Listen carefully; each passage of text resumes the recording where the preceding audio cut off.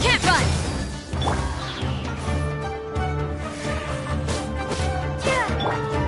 Hold the line! Yeah!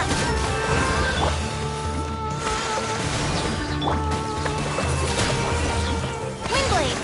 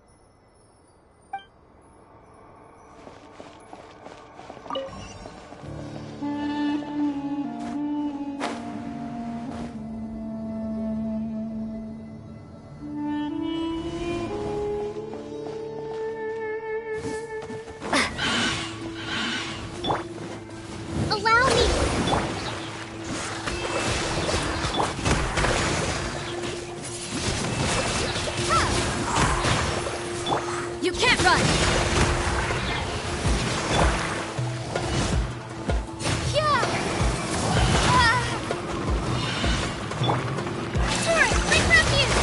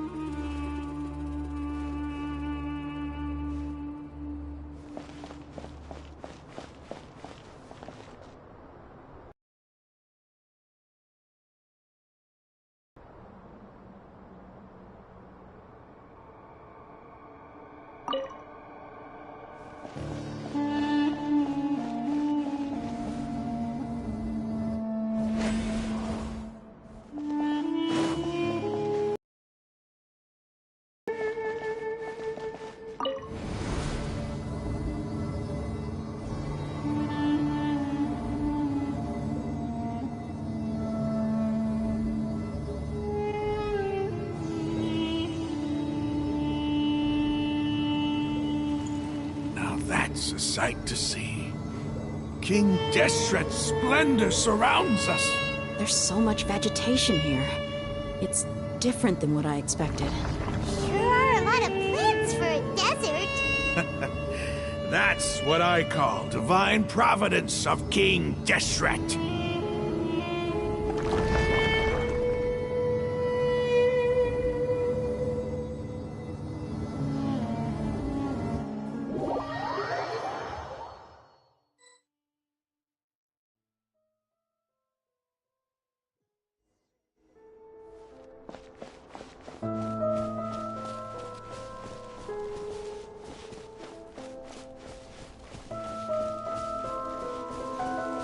It's getting brighter!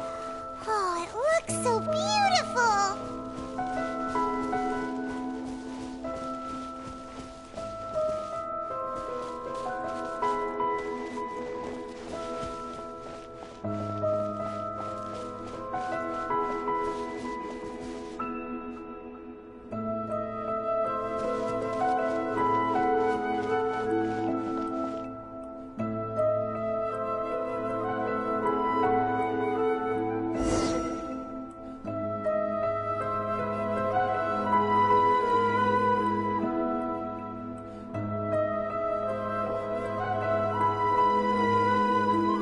Wait.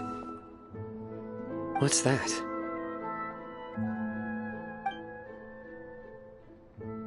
A load of flowers.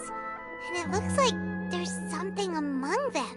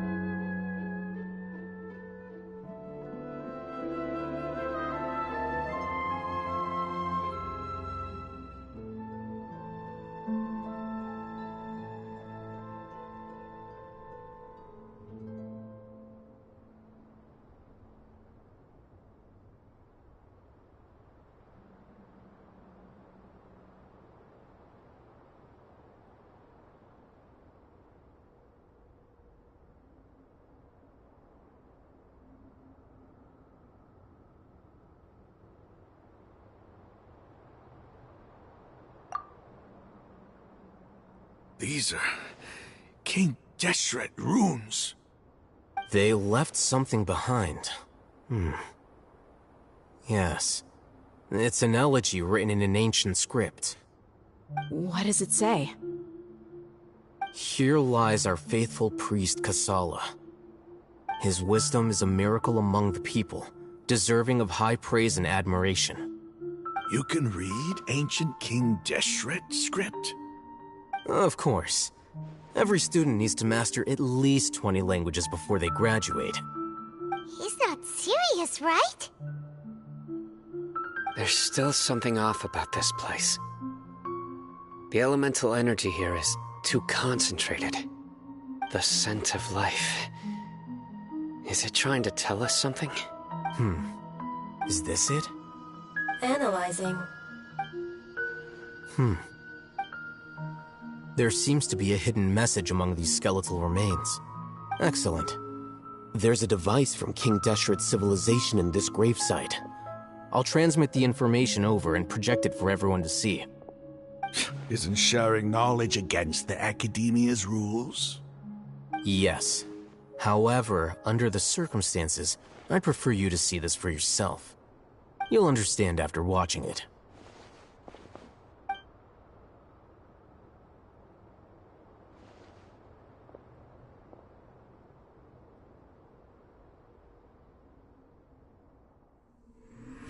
Civilization is born of knowledge, but so too can knowledge be its demise. A disaster caught us unaware. It was knowledge that did not belong to this world. King Deshret brought this forbidden knowledge into our world, and it quickly spread like a plague. People's minds were filled with crazed whispers.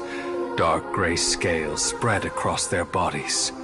Even the land was stripped of its vigor. Only a desperate, deathly silence remained. Were it not for greater Lord Rukkhadevata from the forests, the damage would have been irreversible. She summoned the priests to build temples and infused into them the divine power of life. The disaster was miraculously tempered, and the embers of our civilization were preserved in Aru village. Alas, the miracle could not last. As long as forbidden knowledge continued to exist, it would forever blight this world. In the end, the proud king of the desert, my eternal lord, chose to sacrifice himself. I have spent my whole life since guarding one of these many temples. But now, my duty is coming to an end. As I close my eyes for the final time, the sight of that noble deity will appear in my vision once more. In helping King Deshret to eradicate forbidden knowledge, she exhausted her strength, and her form became that of a small child. How strange. Now that I think of her, I no longer have any fear of death, for I sense that the spirit of life will abide with me during my eternal sleep. Children of the desert, cling no longer to past grievances, but hold tight to the memory of this act of benevolence. What was that? The priest's memories.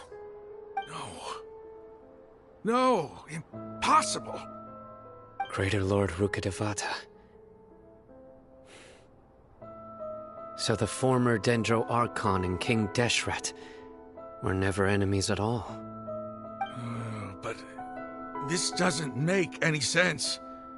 The Dendro Archon's followers, they're clearly... Was that the former Dendro Archon? She became so tiny in the end.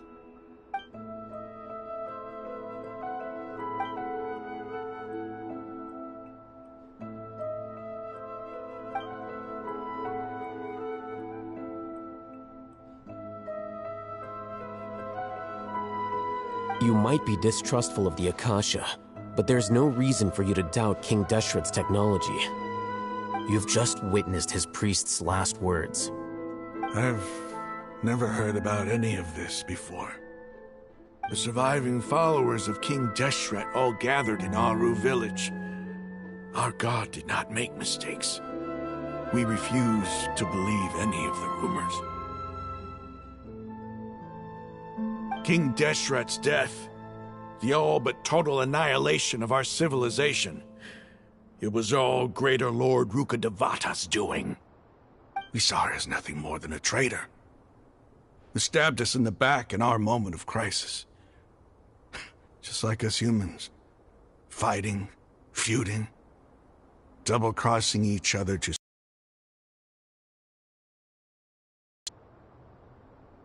You were blinded by your prejudice.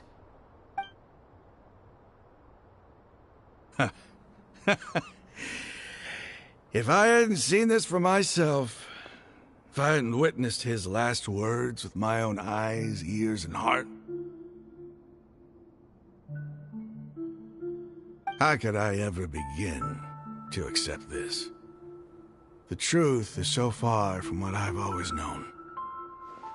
Am I really supposed to believe that after all these years, all this time seeking revenge, suddenly now my enemy is my savior? Raman, that's enough. Give it a rest. You're starting to make a fool of yourself. Dia, tell me, my Eremites and I, what are we even fighting for?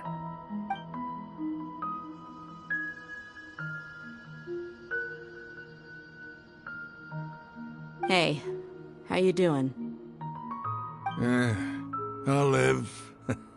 Thanks. I should probably go. Can't just stay here forever. What's your next move gonna be? Oh, I know what you're going to ask. I feel deeply ashamed of everything I've done. You'll get everything you're asking for. But please, give me some time.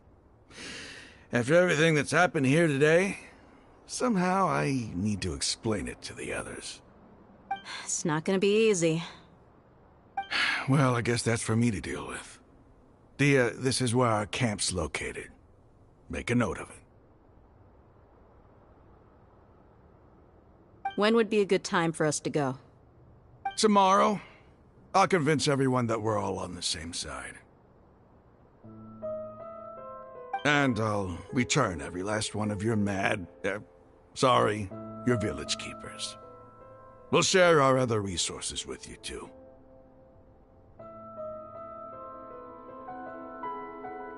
You seem to finally understand that our true enemy is the sages. Yes. The gods never gave up on anyone. It's the people responsible for all this that need to face the consequences of their actions. That must have been rough, but he seems to have figured things out now. Raman's no fool.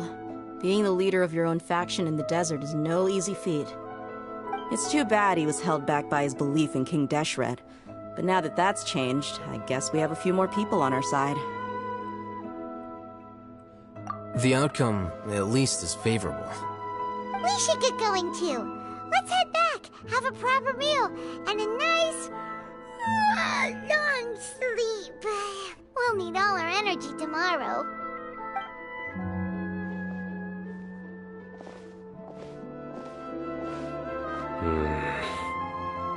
Sino, we're leaving! Stop yelling.